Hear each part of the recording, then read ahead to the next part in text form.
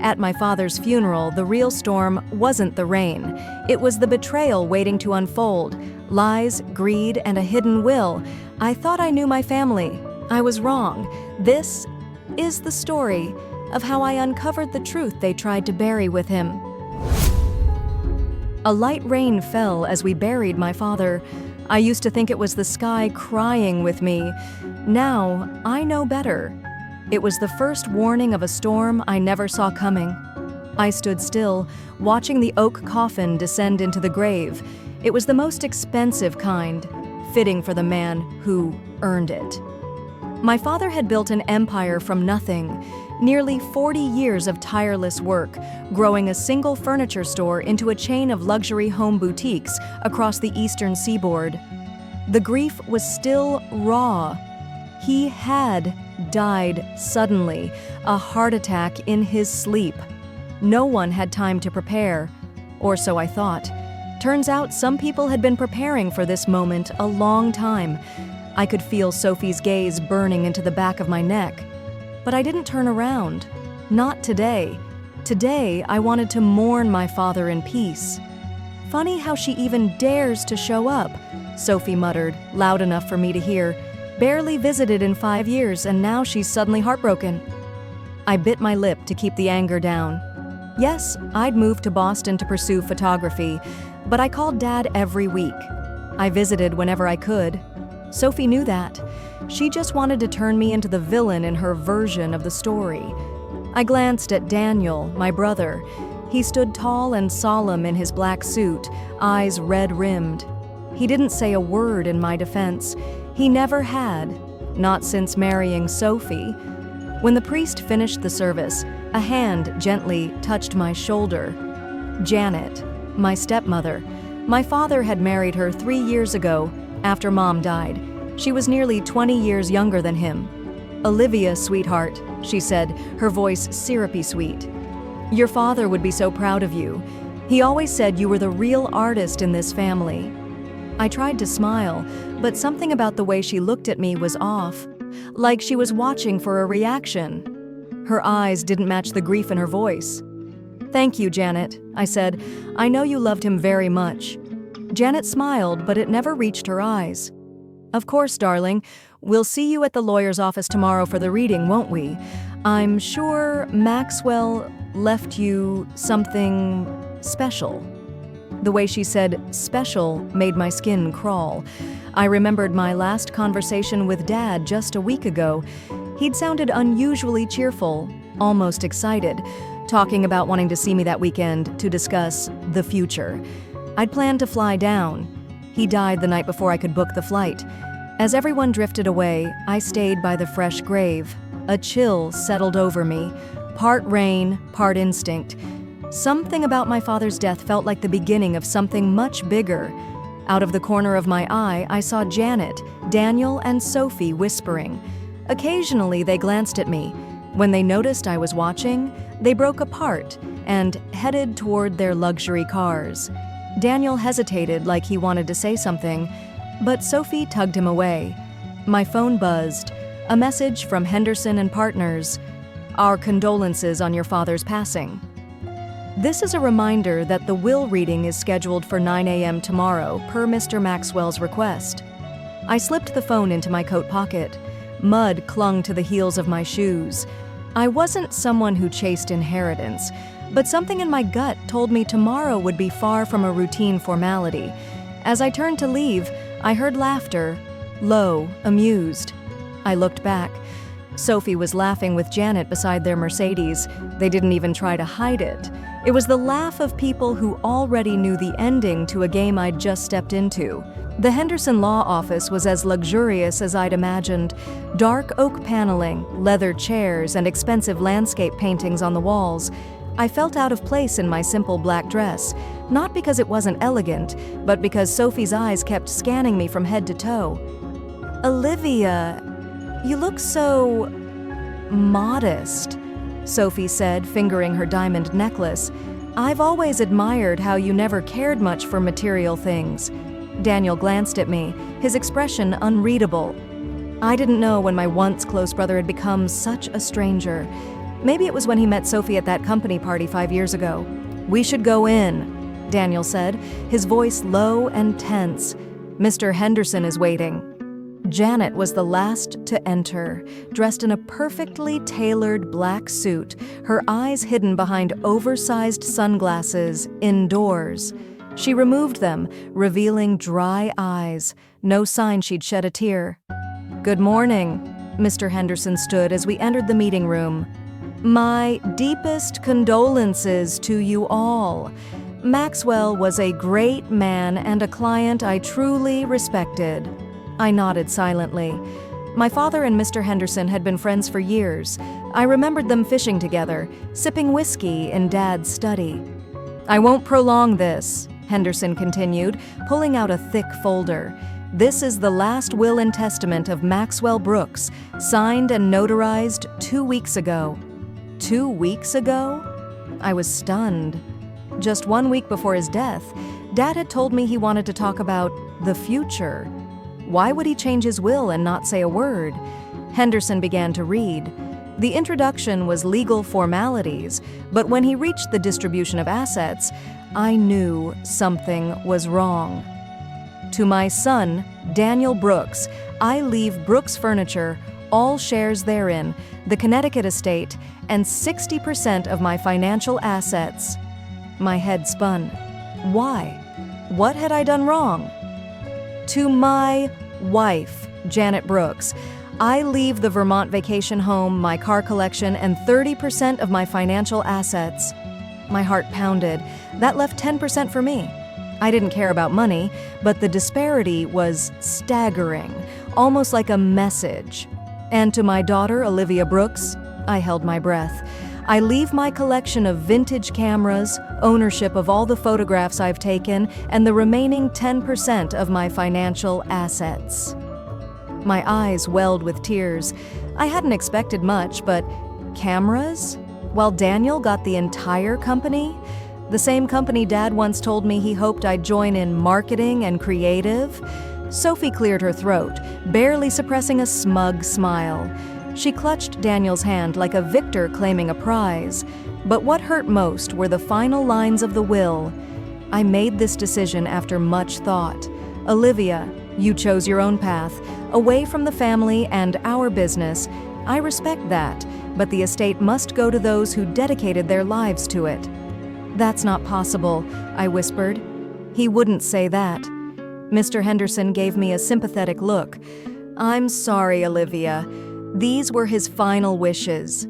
I turned to Janet. She was staring down at her Jimmy Choos, her face unreadable. Daniel avoided my gaze, and Sophie looked directly at me, unashamedly pleased.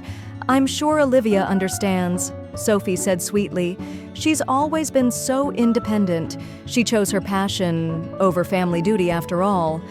I wanted to scream that it wasn't true, that Dad supported my photography career, that he bought me my first camera, that he proudly showed off my work to his friends. But I couldn't speak. My throat tightened. I knew if I opened my mouth, I'd cry. After the reading ended, I stood alone in the hallway, struggling to compose myself. Janet approached and placed a hand on my shoulder. "Olivia," she said gently, "don't be too upset. Your father had his reasons." "What reasons?" I asked, voice shaking. "Why would he say those things? That's not my father. That's not the man who called me a week ago saying he wanted to talk about the future." A flicker of panic crossed her face. "He said that to you?" "Yes," I said, locking eyes with her. "A week before he died. He said it was important." Janet quickly composed herself.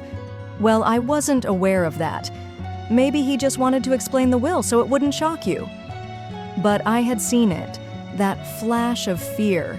Something was off, and I was going to find out what. As I left the office, I heard Sophie's laugh echo from the waiting area. "She looked like she got punched in the face! Serves her right!" My heart clenched. But in that pain, something else began to grow. A quiet resolve. My father wasn't the man who wrote those cruel words. and I wouldn't rest until I uncovered the truth. I drove back to my temporary rental in a daze. Rain pounded the windshield, mixing with my tears. How could Dad have written those things? The man who once told me, "Follow your passion, Olivia. Money comes and goes, but passion feeds your soul." How could he abandon everything he believed in? When I got home, I collapsed onto the small bed and stared at the ceiling. Just a week before his death, Dad had called me, his voice excited, almost secretive. "Olivia, I need to see you. There's something important I want to discuss about the future, about our legacy." He said, "Our, not my." I sat up suddenly. A thought flashed through my mind. I grabbed the suitcase I hadn't yet unpacked since arriving, digging out the old photo album I always carried with me. Dad had made it for my 16th birthday, filled with photos of me growing up, of the moments we'd shared. I flipped through the pages, each a snapshot of a memory. One picture showed me and Dad in front of his first store. I was 9, cradled in his arms, both of us smiling brightly. On the back he'd written, "Opening day at Brooks Furniture, with my favorite little partner." Every page was covered in his handwriting, private jokes, encouraging words, memories only we understood. None of it matched the man who wrote the cold words in that will. Then, on the final page, a small envelope slipped out. I'd never seen it before. It was sealed with handwriting that made my heart stop. "For Olivia, if you feel betrayed, open this." My hands trembled as I opened the envelope. Inside was a neatly folded letter in Dad's unmistakable script. "My dearest Olivia, if you're reading this, then things didn't go the way I'd hoped.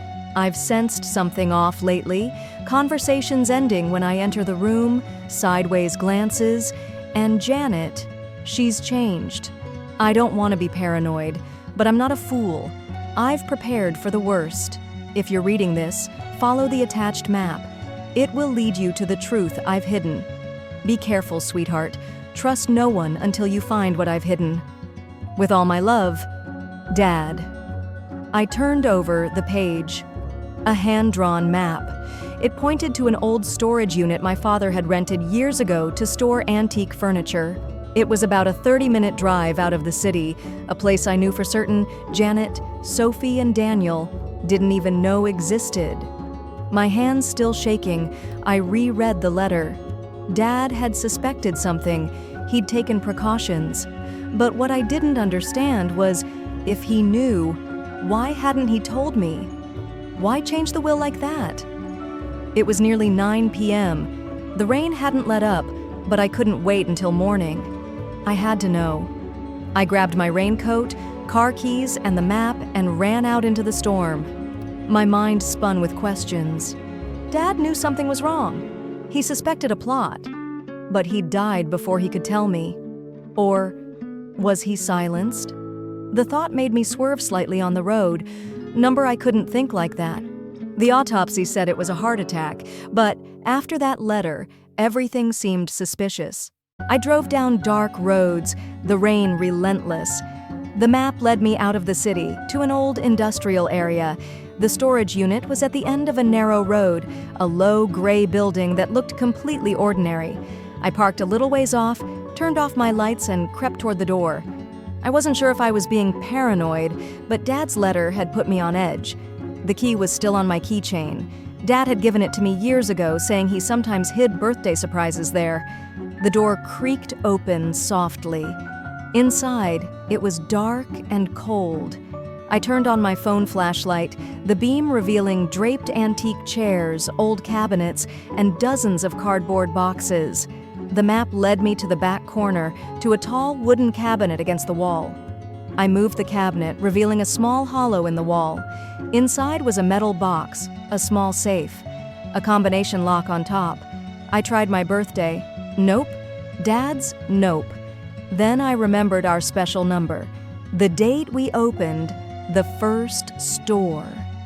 07-14-98. Click. It opened. Inside was a neatly tied bundle of documents and another envelope. I opened the envelope first, my hands trembling. My dear Olivia, if you're reading this, my worst fears may have come true. I overheard Janet plotting with Daniel and Sophie. They were discussing how to change my will, somehow. I pretended not to know, hoping to uncover more, but I also acted quickly. The documents here include my real will, legally notarized by my old friend John Bennett, someone Janet and the others don't know. It was signed 3 days before I wrote this letter. I love you, Olivia. You've always been my greatest pride. Don't let anyone tell you otherwise. Be careful. If they were willing to do this, who knows what else they're capable of. All my love, Dad. I opened the document bundle. A will, completely different from the one read at Henderson's office.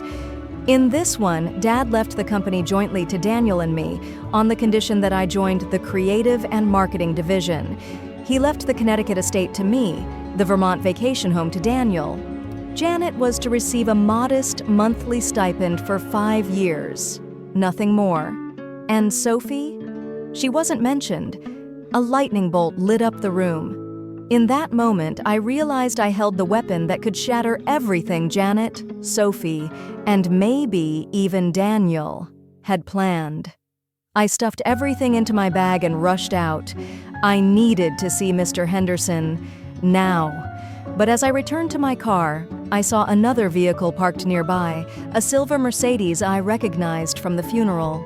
Sophie's car. My heart stopped when I saw Sophie's silver Mercedes. How had she found me? I ducked into the shadows, watching. The car was empty, no sign of Sophie or anyone else. A horrifying thought hit me. Maybe they had placed a tracker on my car. I crept to my old Honda and checked beneath it, inside the engine bay, under the seats. Nothing. Then I checked my phone. An unfamiliar app stared back at me, one I didn't remember installing. Right. Janet had updated my phone the day I arrived home after Dad's death. "So, you can stay updated on the funeral details," she'd said. I turned off the phone, removed the SIM card, and crushed it under my heel. I didn't trust anything anymore. Tires crunched over gravel in the distance. Someone was coming. I slipped into my car but didn't turn the engine on. Instead, I rolled down a small slope, headlights off, stopping behind another building out of sight. A second car pulled into the lot, Janet's black Audi. She wasn't alone. Daniel sat in the passenger seat, his face tense. "You're sure this is the place?" Daniel asked as they stepped out. "It's just some old warehouse." "Sophie said Olivia's phone last pinged here before it went dead," Janet replied. "She knows something, Daniel. We can't let her ruin everything." I held my breath as they headed for the warehouse. They knew about the place. They'd been tracking me, but they didn't know what I'd already found. I waited until they vanished inside before quietly starting my engine and driving away, lights off until I reached the main road. The rain had stopped, but the sky remained heavy and ominous. I needed somewhere safe to think. I couldn't go back to the apartment. They'd look for me there. A hotel would require a credit card, easily traced. I drove aimlessly for nearly an hour, checking my mirrors constantly. Eventually, I stopped at a gas station and used a payphone, one of the few left in this digital age. I dialed the only person I trusted in this town, Rebecca, an old high school friend. "Olivia?" she answered, surprised. "Oh my God, I just heard about your dad. I'm so sorry." "So?"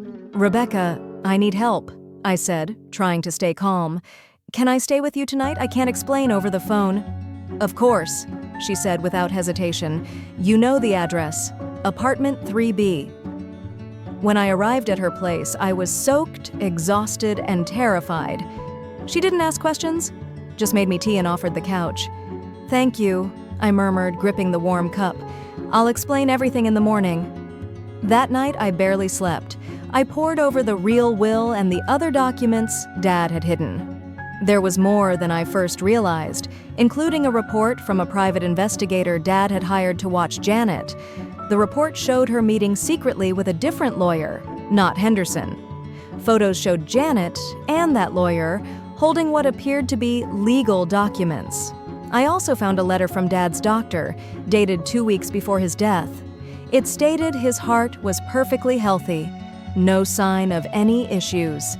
Everything started clicking together in my head, and the picture was frightening.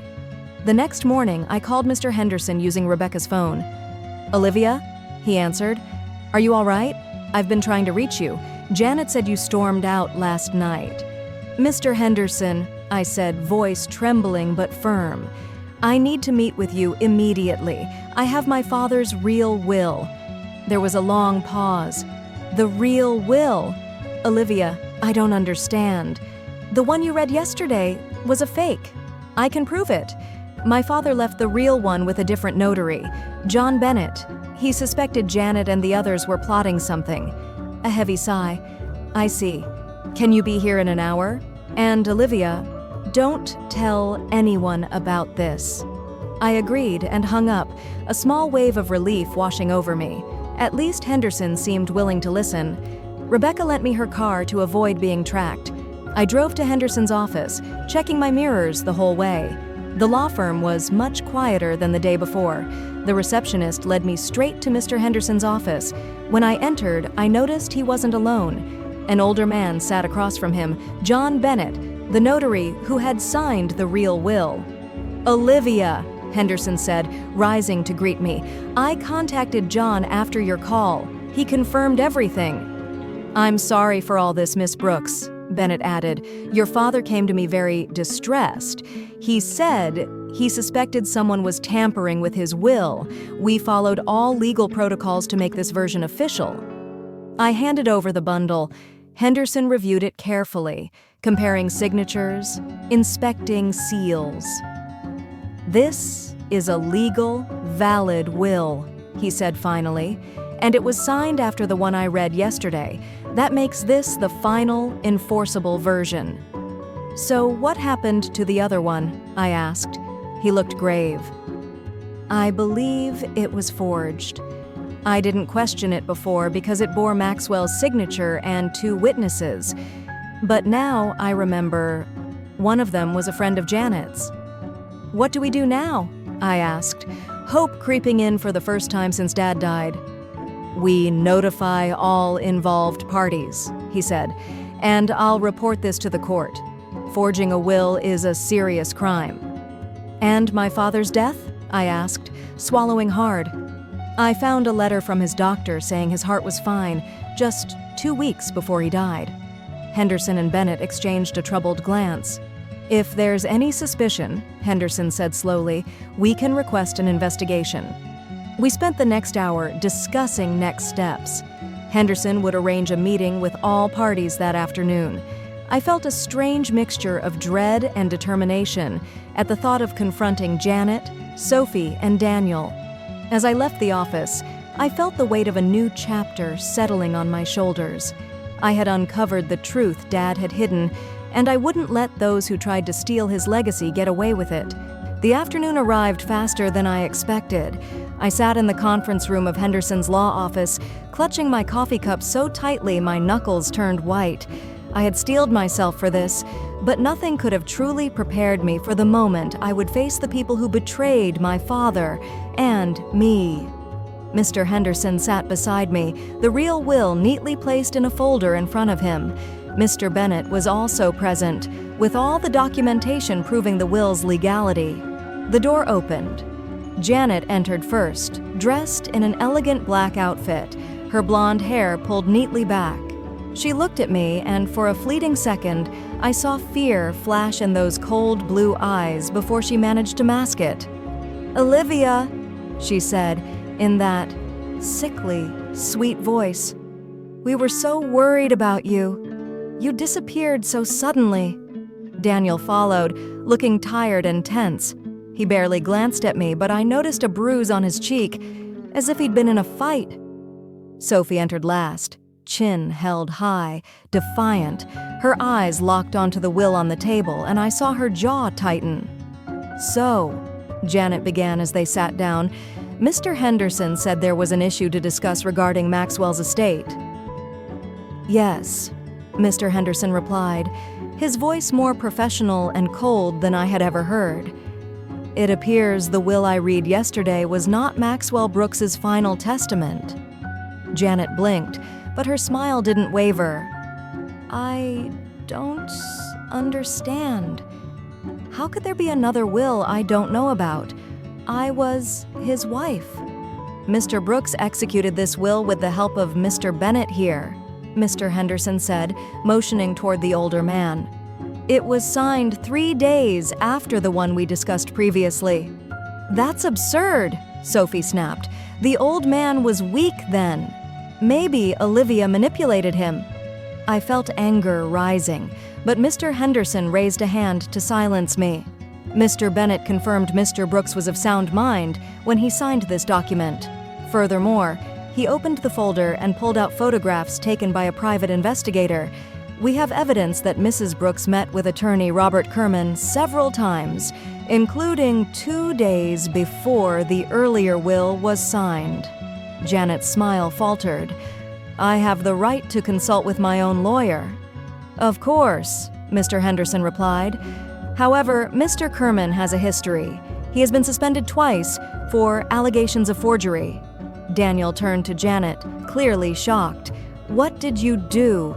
Don't be naive, Daniel, Sophie hissed. You knew exactly what we were doing. The room fell silent. I turned to Daniel, hoping, praying, he wasn't part of this. Daniel? I asked softly.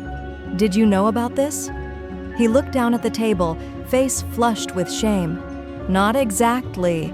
Sophie said Janet was helping us insure our share. The company was struggling. The company isn't struggling, I burst out. Dad showed me the financials 2 months ago. We were thriving. Daniel looked confused. But Janet said she lied. I cut in, just like she lied about everything else. Janet stood abruptly, her face contorted in anger. You have no proof. It's your word against mine. No, I said, pulling out my father's letter. This is Dad's word. He knew what you were up to. He overheard your conversations, and he prepared for it. I handed the letter to Mr. Henderson, who read it aloud. Every word hit Janet, Sophie, and Daniel like a dagger. When he finished, Janet sneered. How convenient. A letter without a signature? Without a date? That holds no legal weight. Perhaps not, Mr. Henderson said calmly, but this will does. He tapped the document, and in it, Mr. Brooks explains why he changed it. He no longer trusted his wife. Janet was speechless, eyes fixed on the document. He also left a letter in our office, Mr. Henderson continued, pulling out another envelope, to be opened in case of any disputes. In it, he outlines his suspicions and requests an investigation should he die under unusual circumstances. Janet turned pale. Are you accusing me of something? We're not making any formal accusations yet, Mr. Henderson said slowly. But we have a medical report from 2 weeks before Mr. Brooks passed. He was in excellent health. No signs of heart problems. Sophie suddenly snapped, pointing at me. This is your fault. You don't deserve any of this. You leave for years and come crawling back when there's money? Dad called me home, I replied, calm but firm. He had something important to tell me. Now I know what it was. Daniel turned to Janet, eyes wide. What did you do to my father? Janet glared at him. Shut up, you fool. You think you could run a company? You can't make a single decision without your wife's help. Sophie stood, clutching her handbag. We're done here. We'll contest this in court. You can try, Mr. Bennett said, but contesting this will trigger a criminal investigation, and since there are allegations of forgery, it will become a legal matter. Janet and Sophie exchanged glances. They knew they had lost. Fine, Janet finally said. I won't contest, but I want the stipend mentioned in the will. You'll get exactly what the will specifies, I said, voice cold. And if I find any proof you were involved in Dad's death, I'll make sure you pay for it. Sophie turned to Daniel, her last hope. Daniel, he shook his head. It's over, Sophie. I want a divorce. For a brief moment, pain flickered across her face. Then it turned to fury. You'll regret this. No, he said, for the first time standing tall. For the first time in years, I'm doing the right thing. Janet and Sophie left, defeated. I remained seated, exhausted but relieved. My father's true legacy had been protected, and more importantly, the truth had been revealed. Betrayal may break hearts, but truth mends them. My father's legacy lives on, not because of the empire he built, but because of the love and courage he passed down. Some storms destroy, but some cleanse and reveal who truly stands with you.